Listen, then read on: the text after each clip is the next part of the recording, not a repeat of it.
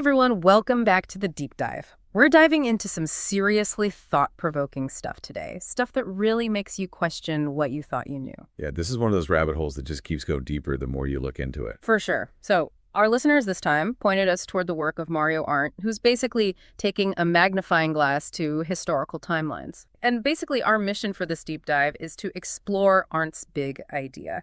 He's saying that some of the fundamental ways we track history, these big historical chronologies, well, they weren't just things that naturally evolved. He thinks they were deliberate constructions. It's hard to just brush this off as coincidence. All right, so we've got all these weird connections, but what's the logic behind it? Like, what kind of system is Arndt suggesting is at play here? Well, he starts digging into what he calls a construction schema, and it all goes back to that number 529. Of course it does. So remind me, what was that calculation for the Jewish era again? 9 times 529 minus 1,000 equals 3761. Right. So then he shows a similar calculation for the Byzantine era. 11 times 529, but this time you subtract 311, and that equals 5508. Wait a second. 311. That's the start of the Seleucid era. It's like those timelines are interwoven using these specific numbers as the thread. Exactly. And then the connection between the Jewish and Byzantine eras becomes even clearer when you see this. 5508 equals 3761 plus 747, that's the Nabonassar era, plus 1000. It's all coming together, huh? It is. And then Arndt takes a closer look at those two Babylonian eras, the Nabonassar and the Seleucid. Okay, what's the connection there? So if you add their starting years, 311 plus 747, you get 1058.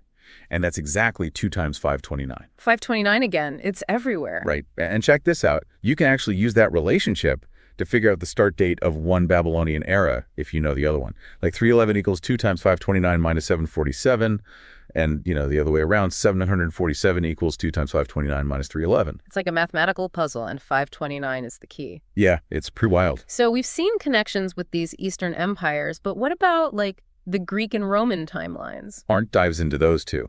He looked at the founding of Rome in 753 BCE and the beginning of the Olympic era in 776 BCE. And guess what? I think I know where this is going. They're somehow related to 529, too. You got it. So add those two starting years together, 753 plus 776, what do you get? 429. Bingo.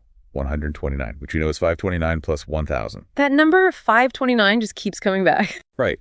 And, just like with those Babylonian eras, you can use this equation to get to one date if you know the other. 7 over 53 equals 529 plus 1,000 minus 776. Or flip it around, 776 equals 529 plus 1,000 minus 753. It's all connected.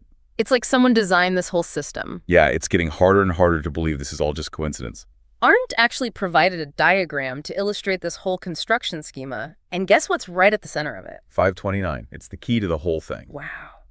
But he doesn't stop there, does he? He keeps looking for connections with other timelines. He mentions the Hijra, the start of the Islamic calendar, 622 CE. And it's a simple one. 622 is just 311 plus 311.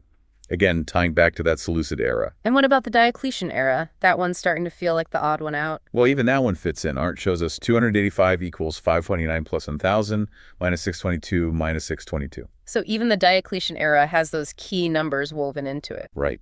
Arndt included some diagrams that show how all these relationships can be expressed in terms of 529 and those other key numbers. Yeah. It really paints a clear picture of some kind of system at work here. Like a mathematical blueprint for history. It's a pretty huge shift in perspective, to think that maybe these timelines weren't just organic developments. Yeah, it really makes you wonder, what else have we been taking for granted? Okay, so big picture time. What's Arndt's main takeaway from all of this? Well, his central argument is that when you step back and look at all these seemingly random starting dates for different historical eras, they actually reveal a deliberate construction. They're connected by these underlying numerical relationships, especially involving the number 529 and those multiples of 500 and 1,000. And he's saying that means our timelines might not be as natural or organic as we thought, right? Exactly. Maybe they were intentionally aligned later on to fit this predetermined framework. It's a pretty radical idea. But when you see all the evidence laid out like this, it's hard to dismiss. It really makes you question everything you thought you knew about history. Yeah, it's like, yeah. What if the entire timeline we've been taught is based on a system someone created? What would that mean for how we understand the past? It's a huge question, and one that I think our listeners will want to grapple with on their own. Definitely. It raises all sorts of questions about how we interpret history, about the narratives we create, and about what else might be hidden in plain sight. So yeah, folks, lots to think about. We've just scratched the surface here, but hopefully this deep dive has given you some new perspectives, some new questions to ask, and a whole lot to ponder. Thanks for joining us. Until next time.